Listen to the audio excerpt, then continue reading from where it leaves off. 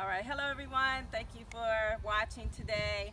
I have here my cousin Kelly, who has a business called Creations by Kelly, and so she could tell you a little bit more about that before we get into it. Sure. My name is Kelly, and my business is custom gifts and custom t-shirts. We're located in Claymont, Delaware, and we ship worldwide. We try to offer affordable prices at the very best deal. And what's your website? I'm sorry, www.creations, Kreations, by Kelly, BYKELI.com. Thank you. And we're also on Instagram. Sorry. That's fine. That's fine. And so we're here to talk about fear. So you started your business. Did you have any type of fears before you got started? Absolutely, a ton of fears. And what were they, and how did you move past those? One, if I was even able to be a business owner. I knew I had worked for several over the years. I knew how to run an office, but I wasn't fully confident in my abilities to be able to run my own business. Okay, and so how did you get past that? Basically, I took Steve Harvey's advice and I jumped. And let me tell you about that. So I heard about Steve Harvey's jump, and when I said, well, Lord, what does that mean? The Lord said, just use my power.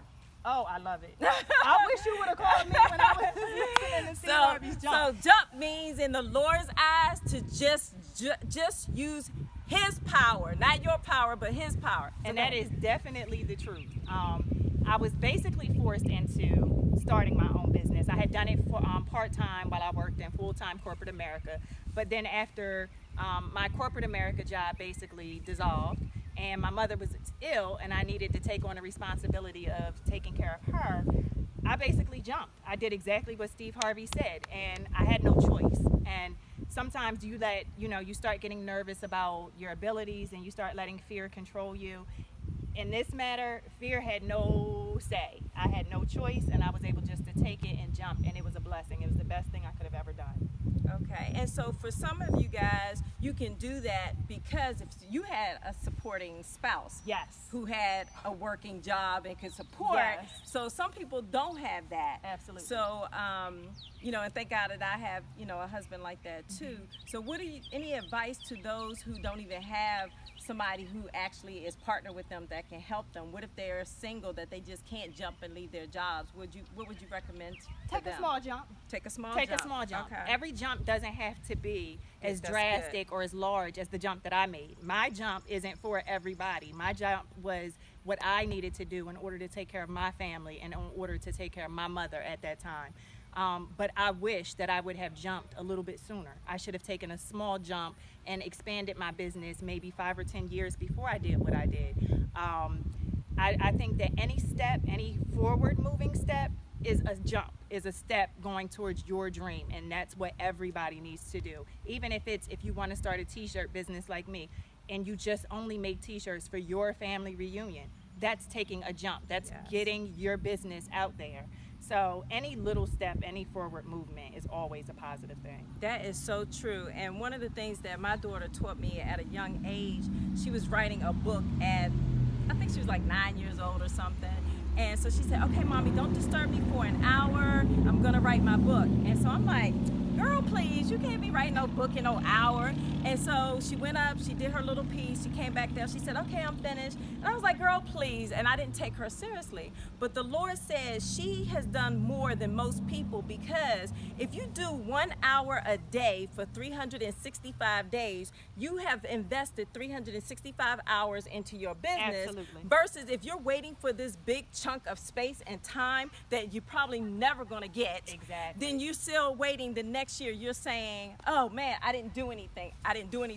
Year after year after year. Yep. So that is very good advice, even if it's just an hour a day to do something to move towards what you're called to do. Absolutely. Is there one piece of advice? So in this hour, like, what does that look like? Because most people are probably thinking an hour is not enough. So it's like, what are some of the things or tips or whatever that can help them just move in and take those little steps? For me, it was taking that hour a day or less sometimes, because life comes at you so quick. A lot of times, even to carve out an hour is even difficult sometimes. Yes. So for me, it's something as simple as going on YouTube and watching YouTube videos about what I want to do. Because as long as you're educating yourself, and I swear by YouTube University, Me too. as long as you're educating yourself, as long as you're doing some sort of research, some sort of movement Yep. into the industry or Yes. into the environment that you want to be into, I think that's great. Yes. For me, it was taking those little 15 minutes, half hour at a time while I was sitting in the doctor's office waiting for an appointment, or while I was waiting for someone to pick up an order, or just waiting in a Yep. grocery store, standing in line and watching YouTube videos or listening to podcasts. So I think no matter where you are, as long as you start, Yeah, you can definitely make progress. That's such a good advice, and thank you for that. And so that's all we have for today. I just want you to know that we are empowered women, empowering women to Yes. be who they are destined to be. See Absolutely. you later.